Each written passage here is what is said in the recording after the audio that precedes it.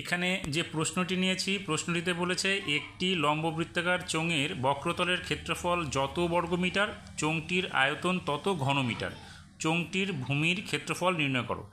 আমরা যদি এখানে চোঙটির ভূমির ব্যাসার্ধ আর ধরি, তাহলে এখানে কি হচ্ছে, বক্রতলের ক্ষেত্রফল কী হবে, টু পাই আর এইচ হবে, 2 পাই আর এইচ। তার সঙ্গে সমানটা কী হবে, এখানে আয়তন কী হবে, পাই আর স্কোয়ার এইচ হবে। এখান থেকে আমরা পাই আর এইচ উভয় দিক থেকে সরাতে পারি, বা ভাগ করলে কি দাঁড়াবে, এখানে 2 ইকুয়ালস টু পাই হবে, আর হবে। তাহলে ব্যাসার্ধের মান আমরা কি পেলাম, 2 পেলাম।